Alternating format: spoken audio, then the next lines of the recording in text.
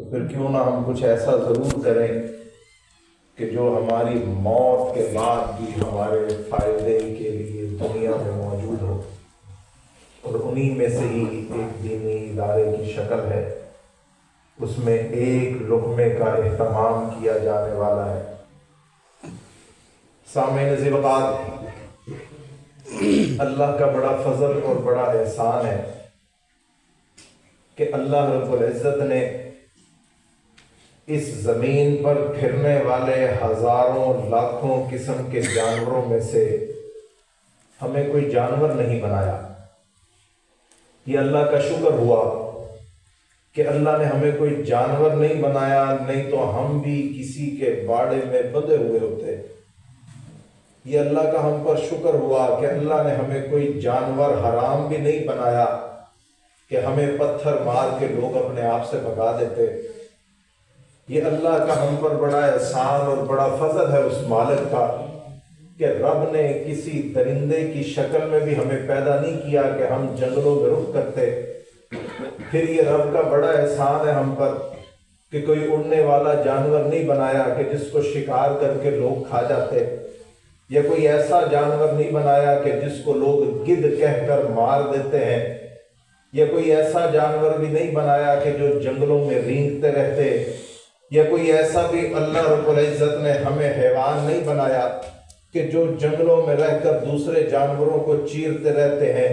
یہ رب کا شکر ہے کہ رب نے تجھے دو آنکھیں بھی دی ہیں، یہ رب کا شکر ہے کہ رب نے تجھے سوچنے کے لیے ایک دماغ بھی دیا ہے، یہ رب کا شکر ہے کہ رب نے تجھے ایک خوبصورت چہرہ بھی دیا ہے، یہ رب کا شکر ہے کہ رب نے تجھے ماں باپ بھی دیے ہیں، یہ رب کا شکر ہے کہ ماں باپ تجھے پالنے والے بھی ہیں، ورنہ ایسے جانور بھی دنیا میں موجود ہے کہ انہی کے انڈوں سے، انہی کے پیٹ سے نکلنے والے بچے انہی کی خوراک کا ذریعہ بن جاتے ہیں۔ یہ رب کا احسان ہے کہ اللہ نے ہمیں والدین بھی دیے۔ پھر رب کا یہ احسان ہوا کہ والدین کے دل میں اللہ نے ہماری محبت کو بھی ڈالا اور ہمارے دل میں والدین کی محبت کو بھی ڈالا۔ پھر یہ رب کا احسان ہے کہ اللہ نے ہمیں کوئی زمین پر رینگنے والے اور بحری اور زمین کے علاوہ پانی میں تیرنے والے کوئی جانور نہیں بنایا، بلکہ اللہ نے ہمیں انسان بنایا۔ سبحان اللہ، اللہ نے ہمیں انسان بنایا۔ ہم منطق میں پڑھتے ہیں کہ انسان بھی ایک حیوان ہے اور جانور بھی ایک حیوان ہے، دونوں میں جان تو ہے نا جی، جان دونوں میں ہے۔ اگر آپ بلی کو پتھر مارے تو درد تو اسے بھی ہوتا ہے، آواز تو اس کی بھی نکلتی ہے، انسان کو بھی کوئی تھپڑ مارے تو تکلیف تو اسے بھی ہوتی ہے، تو جاندار وہ بھی ہے، جاندار انسان بھی ہے۔ لیکن ان دونوں میں فرق یہ ہے، یہ انسان وہ ہے کہ جس کو اللہ نے قوت گویائی عطا کی ہے، اگر اسے کوئی تکلیف ہو یہ زبان سے بتا سکتا ہے، اگر اسے کوئی شکوہ ہو یہ زبان سے بتا سکتا ہے۔ رب نے فرق کر دیا ہے، وہ حیوان صحیح، یہ حیوان ناطق صحیح، رب نے بتایا ہے میں نے فرق اس لیے کیا ہے تو انسان بننے پر اپنے رب کا شکر ادا کر۔ سبحان اللہ، اس کو حیوان ناطق کہا جاتا ہے کہ بولنے والا آدمی، بولنے والا حیوان جو بولتا ہے، جو باتیں کرتا ہے۔ اور اس کے علاوہ آپ یہ دیکھ رہے ہیں کہ بولنے والا تو طوطا بھی ہے، بولنے والا اگر آپ لالی کو کوئی الفاظ سکھا دیں تو وہ بھی بول لیتی ہے، اگر گھر میں بلیوں کو پال رکھا ہے تو آپ اس کو کوئی جملہ بار بار کہتے رہے وہ بھی سمجھ لیتی ہے کہ اس کا مطلب آنا ہے، اس کا مطلب بیٹھ جانا ہے، اس کا مطلب چل پڑنا ہے۔ لیکن یہ اللہ کا فضل ہوا، اللہ کا احسان ہوا، اللہ نے ہمیں دماغ دیا۔ آج سے 50,000 سال پہلے گدھے کا کام بوجھ اٹھانا تھا، یہ آج بھی بوجھ اٹھا رہا ہے، لیکن آج سے ہزاروں سال پہلے انسان بوجھ اپنے کندھوں پہ اٹھا رہا تھا۔ اللہ نے اس کو عقل عطا کی، اللہ نے اس کو سوچ عطا کی، پھر یہ قوت گویائی عطا کی، دوسروں سے مشورہ کرتا رہا، بات کرتا رہا، اپنی چیزوں کو وسعت کرتا رہا۔ آج اس کا بوجھ اس کے کندھے نہیں اٹھاتے بلکہ اسی کے ہاتھ سے بنایا ہوا لوہا اس کا بوجھ اٹھا کر آسمانوں میں اڑ رہے ہیں۔ یہ اللہ نے فرق پیدا کیا، بولتا طوطا بھی ہے لیکن وہ یہ سوچ نہیں پاتا کہ میں اپنی فیملی سے مشورہ کروں کہ نہیں بھائی اس طرح نہیں، اس طرح زندگی گزارو، اس طرح بھی شکار ہو سکتا ہے، اس طرح نہیں اس طرح کرو۔ لیکن یہ جو ترقی کا مرحلہ ہے یہ صرف اللہ نے انسان میں رکھا ہے کہ پچھلے والی نسل اتنے بڑے ٹیلی فون اپنے گھر میں رکھتے تھے، پھر اس پہ نمبر ملانا، نمبر نہ ملانا تو وہ گھڑی سے گھماتے رہنا، پھر نمبر ملانا، پھر غلط ہو جانا، پھر شروع سے شروع کرنا۔ اب پھر عقل کو بدلتی گئی، تخلیقات ہوتی گئی، چیزیں بدلتی گئی، آج ایک انگلی سے باریک چیز میں آ چکا ہے، آپ نے رابطہ کرنا ہے۔ یہ کیا وجہ ہے؟ اللہ نے عقل دی تھی انسان کے دماغ میں، وہ بدلتا گیا، ترجمات کرتا گیا، تجربے کرتا گیا، حتیٰ کہ وہ اس نتیجے پہ پہنچ گیا کہ اگر کوئی چیز بھی نہ ہو، موبائل بھی پاس نہ ہو، اتنا سا پرزہ آپ کان میں لگاؤ، اسے بلوٹوتھ کہہ دیتے، آپ بات کرتے جاؤ۔ یہ رب کا احسان ہے کہ رب نے ہمیں عقل بھی دی، پھر عقل کو استعمال کرنے کی وسعت بھی دی، پھر اس کو لکھنے کے لیے ہاتھ بھی دیے، پھر اللہ نے یہ سارا نظام چلا کے ہمیں ترقیاں بھی عطا کی۔ وہ ایک شخص کہتا ہے میں بڑا پریشان تھا اور میں یہ چاہنے لگا کہ میں خودکشی کر لوں۔ وہ کہتا ہے مجھے ایک بندہ ملا اور وہ کہتا ہے کہ صرف اور صرف یہ سوچ کہ تیرے ساتھ اچھا کیا ہوا ہے۔ وہ کہتا ہے میں سوچنے لگا کہ میرے ساتھ اچھا کیا ہوا ہے تو میں نے یہ دیکھا کہ شکر ہے میں صبح کو اٹھ گیا، ورنہ کتنے آدمی تھے جو اٹھے ہی نہیں۔ شکر ہے میں کسی کی بات سن پا رہا ہوں، ورنہ کتنے آدمی ہیں جو سن بھی نہیں پا رہے۔ اگر آپ کو اپنی نعمتوں کا شکر ادا کرنا ہو تو ایک چکر ہسپتال کا لگانا۔ اللہ نے آپ کو 32 دانت دیے ہیں، ایک دانت سے بھی درد پیدا ہو جائے آپ رات کو سو نہیں سکتے۔ آپ کو اللہ نے ایک جسم دیا ہے، ایک کٹ بھی لگ جائے آپ چین سے بیٹھ نہیں پاتے۔ آج میرا بچہ پتنگ کی ڈور ہاتھ میں پکڑے ہوئے تھا، اس کو کٹ لگ گیا، اس کا تڑپنا سامنے ہے۔ اللہ کا شکر ہے اللہ نے ہاتھ سلامت رکھا ہے، اللہ کا شکر ہے کہ اللہ نے جلنے سے سلامت رکھا ہے، اللہ کا شکر ہے اللہ نے عقل کو سلامت رکھا ہے۔ سبحان اللہ، یہ اللہ کا فضل ہے ہم پر، اللہ کا احسان ہے۔ سامعین ذی وقار، آپ علیہ السلام نے ایک کلمے کی دعوت دی، لا الہ الا اللہ، نہیں ہے کوئی الہ مگر اللہ۔ آپ عربی جانتے نہیں ہیں، ہم اجمی لوگ ہیں، ہم عربی سے اتنی واقفیت نہیں رکھتے، ہمیں پتہ کوئی نہیں کہ الہ کس کو کہتے ہیں، الہ کس کو کہتے ہیں۔ لا الہ الا اللہ، نہیں ہے کوئی الہ مگر اللہ۔ الہ کون ہے؟ الہ کہتے ہیں معبود کو، اور الہ اس کو کہتے ہیں جو غیر کی طاقت سے کام کرنے کی طاقت رکھتا ہو۔ جب آپ علیہ السلام نے یہ کہا لا الہ الا اللہ، نہیں ہے کوئی الہ مگر اللہ، کافر مانتے تھے، وہ کہتے تھے کہ ٹھیک ہے ایک اللہ ہے لیکن ساتھ میں لات بھی ہے، ساتھ میں عزا بھی ہے، ساتھ میں شیر رمضان بھی ہے، ساتھ میں کالی ماتا بھی ہے، ساتھ میں رام بھی ہے۔ ہم رب کو بھی مانتے ہیں، اللہ کو بھی مانتے ہیں، لیکن کالی ماتا کو بھی مانیں گے، ہم اپنے بھگوان کو بھی مانیں گے، لیکن کلمہ بتایا گیا لا الہ، کوئی الہ نہیں ہے، صرف ایک ہے۔ اب الہ کس کو کہتے ہیں؟ جو غیب کی طاقت رکھتا ہو۔ ایک شخص آگے بڑھ کے کہتا ہے آؤ میں تمہیں دکھاتا ہوں، یہ شخص غیب کی طاقت رکھتا ہے، یہ کسی کو دیکھتا نہیں ہے لیکن حقیقت بتا دیتا ہے۔ میں کہتا ہوں وہاں دکھا، بتا تو صحیح یہ کیا طاقت رکھتا ہے۔ وہ میرا ہاتھ پکڑتا ہے، کہتا ہے یہ ڈاکٹر ہے، یہ مریض ہے، یہ اس کے پیٹ پہ مشین رکھ کے بتا دیتا ہے کہ بچہ یہ بچی ہے، یہ دوسرا ڈاکٹر ہے، یہ اس کا خون لیتا ہے اور بتا دیتا ہے کہ اس کے خون میں یہ خرابی ہے۔ یہ تیسرا ڈاکٹر ہے، یہ اس کی ہڈی کو دیکھ کے بتا دیتا ہے کہ کیلشیم کی کمی ہے۔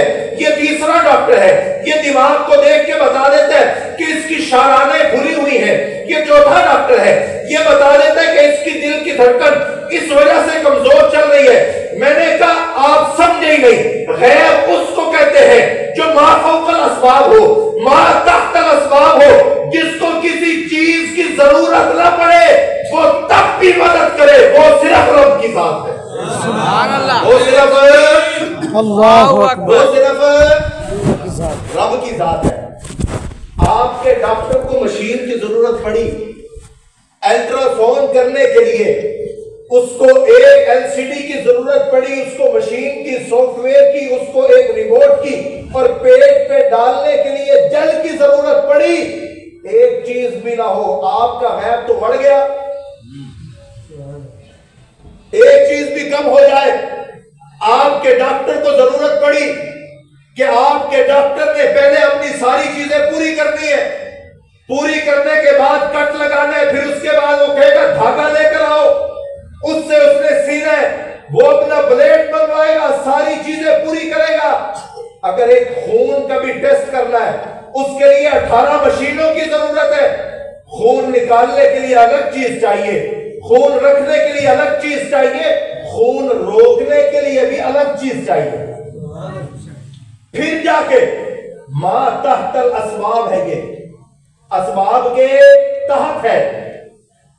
معبود الہ اس کو کہتے ہیں جس کو اسباب کی ضرورت نہ پڑے، پھر بھی وہ سیدہ مریم کے پیٹ میں بچے کو پیدا کرتے ہیں۔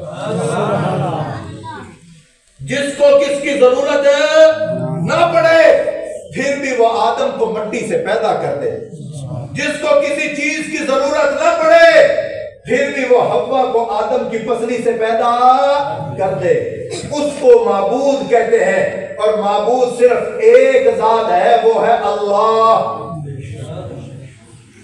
الہ، میں بات کر رہا ہوں الہ کس کو کہتے ہیں، آپ سمجھیے۔ ایک ہے منصب، یہ ہے صدر پاکستان، وزیر اعظم پاکستان، وزیر اعلیٰ پنجاب، سندھ، بلوچستان، کے پی کے، یہ ایک منصب ہے۔ کل یہاں پر شہباز شریف تھا، پھر حمزہ تھا، پھر مریم تھی، پھر بے نظیر تھی۔ منصب وہی ہے، بندے بدل رہے ہیں۔ منصب وہی ہے۔ آرمی چیف یہ ایک منصب ہے، بندے بدل رہے ہیں۔ کل باجوہ تھا، آج حافظ صاحب ہے، کل کوئی قاری صاحب ہوں گے۔ مولوی صاحب اپنی بھی کوشش کر رہے ہیں ماشاءاللہ، کل کوئی قاری، حافظ صاحب تو آگے نہیں، یہ کہ قاری صاحب تو پھر ماشاءاللہ مولانا صاحب۔ سامنے کسی وقت بات سمجھنے کی ہے کہ یہ ہے ایک منصب ہے۔ آپ یہ منصب کو سمجھیے کہ یہ منصب ہے جس کو خطیب کہتے ہیں۔ اس منصب پہ کل کوئی بھی آ سکتا ہے، جوید آ سکتا ہے، فیصل آ سکتا ہے، انوار آ سکتا ہے، صدیق آ سکتا ہے۔ یہ ہے منصب، الہ ہے ایک منصب، اور اس منصب پر وہ لے کر آئے اپنے بتوں کو، وہ لے کر آئے لات کو، وہ لے کر آئے عزا کو، وہ لے کر آئے شری بھگوان کو، وہ لے کر آئے اپنی کالی ماتا کو، وہ لے کر آئے بدنات کو۔ یہ سب کو اس منصب پر لا کر کھڑا کیا ہے۔ پھر رب کے نبی نے یہ کہا ہے، لا الہ الا اللہ، اس منصب پر کوئی نہیں آ سکتا، آئے گا تو صرف رب العالمین آئے گا۔ سبحان اللہ، آئے گا تو صرف رب العالمین آئے گا۔ یہ ہے الہ کا منصب جو صرف اور صرف میرے رب کے لیے ہے۔ نہیں ہے کوئی معبود سوائے اللہ کے۔ اور ایک معبود کے لیے، الہ کے لیے کچھ شرطیں ہیں۔ آپ وہ شرطیں تلاش کریں دنیا میں، اگر کسی اور میں ہو تو پھر اس کو کہا جا سکتا ہے کہ یہ بھی معبود ہے۔ هو السمیع، وہ سن سکتا ہو، اور سنتا بھی ایسا ہو دیوار کے پار کی بھی سن سکتا ہو، غار کے درمیان کی بھی سن سکتا ہو، چائنا سے لے کر ہند تک، ہند سے لے کر یورپ تک، یورپ سے لے کر گلگت بلتستان تک، سب کی آوازیں سنے اور سب کی بولیاں سنے، اور صرف انسانوں کی نہیں بلکہ جانوروں کی بھی سنے، اسے معبود کہتے ہیں۔ وہ کہتے ہیں جی مسئلہ ہی کوئی نہیں، ہم آپ کو بتا دیتے ہیں کہ ہمارے موبائل میں ہم نے ایک ایپلیکیشن بنا دی ہے، گوگل ٹرانسلیٹر اس کا نام ہے۔ آپ یہاں سے اردو میں لفظ ڈالیں، آپ اس کو تمل میں ٹرانسفر کر لیں، آپ اس کو ہندی میں ٹرانسفر کر لیں، مسئلہ ہی کوئی نہیں۔ یہ تو ہم نے مسئلہ حل کر دیا۔ آپ یہاں سے اردو میں لکھیں، میں آپ کے گھر کی طرف آ رہا ہوں، پھر آپ دوسرا آپشن لکھیں، آپ اس کو فارسی میں لانا چاہیں تب، انگریزی میں لانا چاہیں تب، آپ اس کو چائنیز میں لانا چاہیں تب، بلا دے گا آپ کو۔ یہ تو ہو گیا، یہ تو مسئلہ ہو گیا۔ بات پھر وہی ہے، یہ ما تحت الاسباب ہے۔ تیرا نیٹ نہ چل رہا ہو، گوگل ٹرانسلیٹر نہیں چلے گا، تیرا موبائل گم ہو جائے، گوگل ٹرانسلیٹر نہیں چلے گا، تیرے پاس چیزیں نہ ہو، یہ نہیں چلے گا۔ میرا رب تو وہ ہے جب دنیا میں کوئی بھی نہ تھا وہ تب بھی سن رہا تھا، جب سب موجود ہے وہ تب بھی سن رہا ہے۔ هو البصیر، وہ ہر چیز کو دیکھتا ہو، وہ غار میں چھپا ہوا ہو، پتھر میں ہو، یا حضرت موسیٰ علیہ السلام کے دور میں پتھر توڑ کر اندر کیڑا ہو، وہ سب کو دیکھ رہا ہے۔ اور آج کے سائنسدان کہتے ہیں کہ پریشانی کوئی نہیں، ٹینشن ہی کوئی نہیں۔ ہم نے جو اپنی سیٹلائٹ بنائی ہے، جو زمین سے ہزاروں کلومیٹر اوپر ہے، جو فضا میں خود ہی گھوم رہی ہے اور چکر لگا رہی ہے، اس پہ ہم نے ایسے کیمرے لگا دیے ہیں کہ آپ اس کا اگر نقشہ دیکھنا چاہیں ہر شخص تو کوئی مسئلہ ہی کوئی نہیں۔ آپ گوگل ارتھ نام کا ایک سافٹ ویئر گوگل سے ڈاؤن لوڈ کریں، اس کو زوم کرتے جائیں، آپ کی چھت آپ کو وہ دکھا دے گا۔ وہ کہتے ہیں پریشانی کوئی نہیں، ہم نے گوگل میپ کے ذریعے سے یہ مسئلہ حل کر دیے ہیں، ہم بھی دیکھنے والے ہیں، ہم بھی ہر چیز پہ نظر کر رہے ہیں۔ میں کہتا ہوں باقی باتیں تو بعد میں، تم ملا عمر کو نہیں دیکھ پائے، باقی باتیں بعد میں، تم اسامہ بن لادن کو تو نہیں دیکھ پائے۔ کہتے ہیں کہ ہم نے مسئلہ حل کر دیا۔ میں نے کہا کہاں مسئلہ حل ہوا؟ تمہارا مسئلہ حل کرنے کے لیے تمہیں سیٹلائٹ چاہیے، تمہارا مسئلہ حل کرنے کے لیے تمہیں سافٹ ویئر چاہیے، لیکن میرا رب وہ ہے جو عرشوں سے دیکھتا بھی ہے، سنتا بھی ہے اور مسئلوں کو حل بھی کرتا ہے۔ سبحان اللہ۔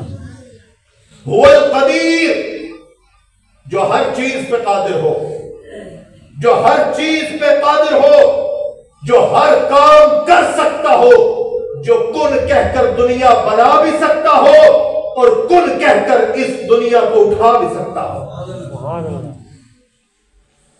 یہ چند صفات، اور بھی تفصیل ہے، اگر یہ کسی میں ہے تو وہ پھر الہ کے منصب پہ آ سکتا ہے، اگر نہیں تو الہ کے منصب پہ کوئی نہیں آ سکتا۔ اور حقیقت ہے کہ الہ کے منصب پہ کوئی آ نہیں سکتا۔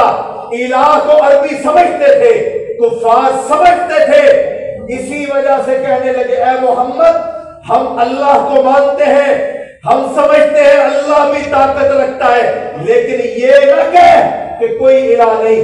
اسی سفارش کے لیے عبد المطلب کے پاس گئے کہ ہم محمد کی عزت بھی کریں گے، اپنی تبلیغ کریں، کرتا رہے، لیکن ہمارے معبودوں کو برا نہ کہے۔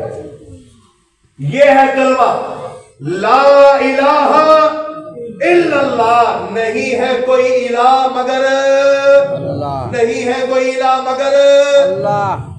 سامعین عزیز وقار، اللہ کا احسان اور فضل اور کرم ہے ہم پر کہ اللہ نے ہمیں انسان پیدا کیا، اور انسان کے بعد اللہ کا فضل ہوا کہ اللہ نے ہمیں مسلمان پیدا کیا۔ اگر یہاں پڑوس میں آپ عیسائیوں کے گھر میں پیدا ہو جاتے، آپ اپنے دل پہ ہاتھ رکھ کے بتائیں آپ مسلمان ہو سکتے تھے؟ آپ کا نام بھی وجے ہوتا، آپ کا نام بھی سنجے ہوتا، آپ بھی اتوار کے اتوار گرجا گھروں میں جا کر اپنے ایک لکڑی پہ بنے ہوئے خدا کے سامنے ہاتھ جوڑ کے کھڑے ہو جاتے۔ آپ کا بھی یہی عقیدہ ہوتا، زنا کر لو، شراب پی لو، چوری کر لو، اور اتوار کے اتوار अपने पोप पादरी को कान में अकेले जाके बताओ, वो अपने रब से सिफारिश करेगा, तुम्हारे गुनाह खत्म हो जाएंगे।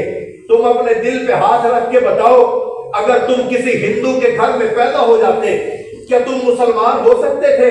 अपने दिल पे हाथ रख के बताओ, अगर तुम इस्राएल में पैदा हो जाते, क्या तुम यहूदियों से अलग हो सकते थे? अपने दिल पे हाथ रख के बता, अगर तू मुल्हिद के घर में पैदा हो सकता तो तू खुदा को पहचान सकता था। ये रब का शुक्र है, रब ने मुसलमान पैदा किया और मुसलमानों के घर में पैदा किया। मुसलमानों के घर में, ये अल्लाह का एहसान है हम पर। और हमें ऐसे घरों में पैदा किया जहां पर दीन का माहौल था। हमें ऐसा बाप अता किया जो उंगली पकड़ के हमें मस्जिद में लाता था। हमें ऐसी मां अता की, अगर उठते हुए देखा है तो मां मुसल्ले पे है। हमें ऐसा वालिद अता किया कि उसका बुढ़ापा देखा तो वो नमाजों से और तहज्जुदों से भरा हुआ था। अगर तेरा बाप भी कारोबारी होता तो बता जुनैद जमशेद को कितनी मुश्किल हुई मुसलमान बनने पर। अगर तेरा घर भी सिर्फ एक मामूली सा मुसलमानों का होता तो आज मुसलमानों की बच्चियों को ही नाचने पर इनाम मिल रहे हैं। अगर तुम्हारे घर में भी यही चीजें चल रही होती तो लाहौर के बदनामे जमाना बाजारों में भी तो मुसलमानों के नाम पर ही बच्चियों के जिस्म फरोश हो रहे हैं। अगर तू कहे मैं मर्द हूं तो उनके भी मर्द हैं जो अपनी बहनों के रेट लगा रहे हैं। ये अल्लाह का एहसान है, अल्लाह का फजल हुआ, अल्लाह का करम हुआ। अल्लाह ने मुसलमान अच्छे घरों में पैदा किया, अच्छे घरों में पैदा किया। और मैं आप हजरात से कहता हूं, जिन्होंने यहां पर तामुन किया है और जिम्मेदारी की चीजें लिखवाई हैं, आप मुझे बताओ आपका इस पर क्या इख्तियार था कि रब ने तुम्हें उन घरों में पैदा किया जो जमीन और जायदाद वाले थे।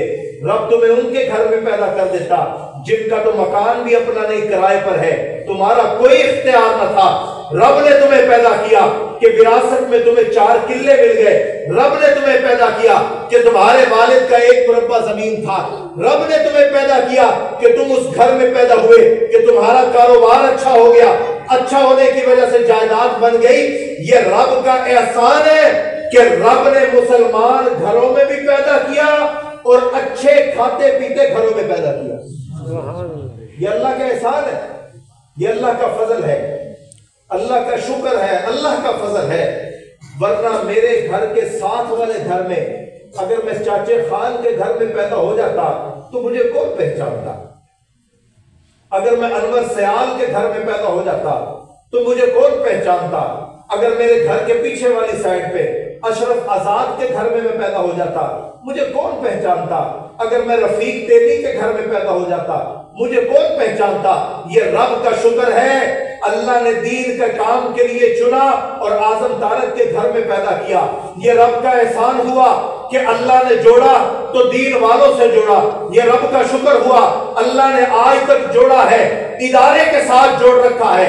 ये रब का फजल है, अल्लाह ने अगर जोड़ रखा है उलमा के साथ जोड़। ये रब का फजल है, ये रब का एहसान है। अपनी हिम्मत कोई नहीं, अपनी हिम्मत हो तो सिर्फ इतना कर लेना, इतना सा खाना खाना, फिर उसको हजम करके दिखाना। आपके सीने में जलन हो रही हो उसको बुझा के दिखाना। आपका पेट बंद हो चुका हो उसको खोल के दिखाना। ज्यादा खुल गया हो उसे बंद करके दिखाना। आपकी टांग सो जाए, जिसको हम कहते हैं चूंटियां काट रही है, आपकी टांग सो जाए, इसको उठा के दिखाना। बंदा कुछ नहीं कर सकता। ये सब कुछ करने वाली जात मेरे अल्लाह की है और अल्लाह का एहसान और फजल है कि अल्लाह ने मुसलमान अच्छे घरों में पैदा किया। अब अल्लाह का भी हम पर हक है कि अल्लाह वहदहू ला शरीक है, अल्लाह वहदहू ला शरीक है। सामईन ज़िवक़ात, ये मदरसे के लोग, मैं इनसे भी अपने आप को भी मुखातब करके कहता हूं और आप हजरात से भी, आप लोगों ने दीन के नाम पर, आप लोगों ने सिर्फ इसलिए आज गंदुम के दाने लिखवाए हैं کہ بچے وہاں پر دین پڑھیں گے. جو میرے طالب علم ساتھی بیٹھے, میں اپنے آپ کو مخاطب کر کے کہتا ہوں, کل یہ سارے لوگ کل قیامت کے دن میرا گربان پکڑیں گے. انس, ہم نے جو دانے دیے تھے وہ دین کے لیے دیے تھے, تو نے دین کو دھندا بنا لیا. انس, تو نے پڑھا, پھر پڑھنے کے بعد آگے دین کا کام نہیں کیا. ہم نے اگر یہ چیزیں دی تھی اس لیے دی تھی تاکہ تو پڑھ کر آگے دین کا کام کرے. ہم نے اس لیے نہ دی تھی کہ اپنی اجارہ داری قائم کرے. اگر آج یہ طلباء اساتذہ کے سر پر بھی یہ چیز پڑے گی, میرے سر پر بھی پڑے گی کہ یہ سب لوگ جن کو ہم نے اکٹھا کیا, انہوں نے آ کے وقت دیا, بے شک ایک دانہ لکھوایا نہیں لکھوایا. انہوں نے کہا کہ ہمیں آپ نے بلایا تھا دین کے نام پر, ہمیں آپ نے بلایا تھا ادارے کے نام پر, ہمیں آپ کو بلایا گیا تھا قال اللہ قال رسول کے نام پر. بتاؤ تو صحیح تم نے کام کیا یا نہیں کیا؟ جتنا بڑا اعزاز ہے اتنا ہی بڑا کل قیامت کو سوال ہوگا. یہ آپ سے بھی ہے, میرے سے بھی ہے. اگر آپ کے 5 ایکڑ ہیں تو آپ سے 5 ایکڑ کا سوال ہوگا. اگر آپ کی 10 اولادیں ہیں, آپ کے 10 بچے ہیں, آپ سے 10 بچوں کا سوال ہوگا. اگر آپ کی جائیداد زیادہ ہے آپ سے سب کا حساب ہوگا. اس لیے جتنا ہو سکے رب سے ڈر کر رب کے نام پہ خرچ کرتے ہیں. اللہ رب العزت میرا اور آپ کا حامی و ناصر. میں آخر میں ایک بات عرض کر دوں, عقیدے کے طور پر ہم نے یہ سارا دین لیا آپ علیہ الصلوۃ والسلام سے. آپ علیہ الصلوۃ والسلام سے دین لینے کے 2 ذریعے ہیں. آپ علیہ الصلوۃ والسلام کے صحابہ اکرام, آپ علیہ الصلوۃ والسلام کے اہل بیت. اہل بیت کون ہے, صحابہ کون ہے, یہ بات میں آپ کو سمجھا کے اجازت چاہنا چاہتا ہوں.